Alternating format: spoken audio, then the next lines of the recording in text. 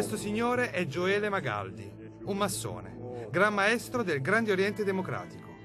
La massoneria è più reazionaria. Oggi quanto conta nelle organizzazioni internazionali?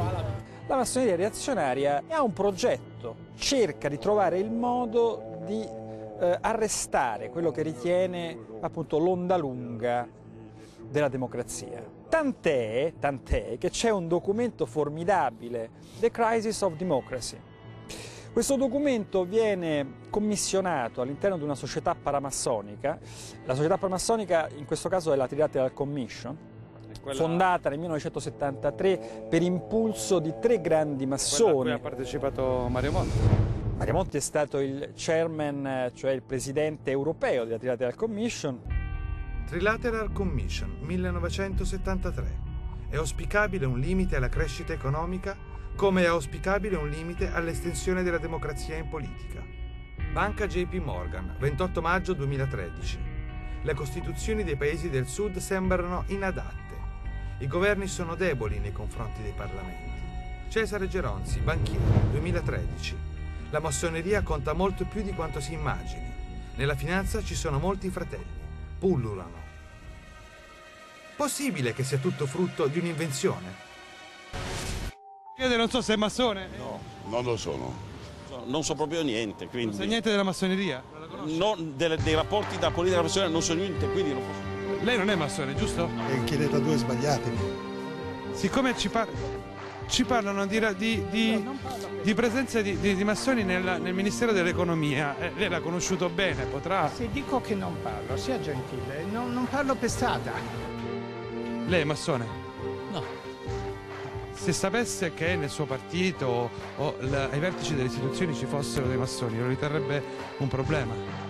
Se fosse su una loggia di quelle coperte segrete, certamente sì, perché come lei sa sono vietate. Che lei sappia ci sono molti suoi colleghi massoni? Presumo, può darsi. Io penso che molti gruppi di pressione guardino all'Italia come un paese insieme importante e fragile. E questo tenti molti dal manipolarne il corso democratico.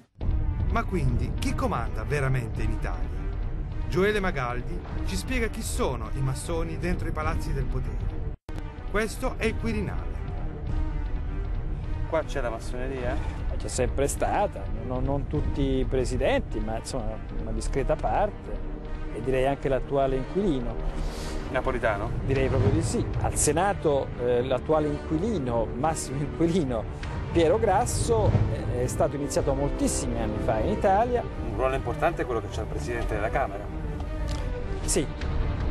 Laura Boldrini, nell'ambito delle sue esperienze internazionali, ha avuto un'affiliazione massonica. Qui Palazzo Chigi? Palazzo Chigi oggi il titolare è un paramassone, cioè un uomo al servizio, Enrico Letta, un uomo che non è stato ancora iniziato, ma che è comunque un servizievole maggiordomo di poteri massonici. E qui, alla Banca d'Italia? Lo è stato Draghi e lo è l'attuale titolare Ignazio Visco.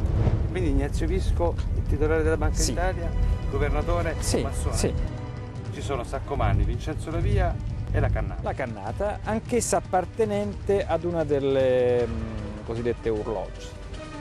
Ma come possiamo dire che queste persone sono veramente dei massoni? Allora, guardi, lei conosce, immagino, i membri della sua famiglia. Io conosco quelli della mia, che è una famiglia massonica. Io con alcune di queste persone mi sono trovato in consessi massonici, quindi sono testimone oculare, ma in altri casi ho testimonianze dirette, anche molto autorevoli, di persone che hanno lavorato e lavorano massonicamente con le persone che io ho citato. Stiamo passando davanti alla sede del PD. Il nuovo padrone di casa, Matteo Renzi. Lo voteranno la gran parte degli italiani, aspettandosi diciamo chissà quali ricette salvifiche da un uomo che ha un'impostazione, una visione dell'economia che è mutuata da consulenti che sono parte di quel pensiero unico di cui si è nutrito anche il governo di Mario Monti e di Enrico Letta e di cui si nutre in generale la governance economica dell'Europa. C'è una differenza tra i partiti? Se prendiamo il PD da una parte e quello che era il vecchio PDL dall'altra, più o meno insomma c'è la stessa... In che ordine? Tanto. Abbastanza. Quindi, secondo Magaldi, le prime 3 cariche dello Stato, gli uomini chiave del mondo dell'economia e della finanza e molti esponenti del Parlamento italiano sono massoni.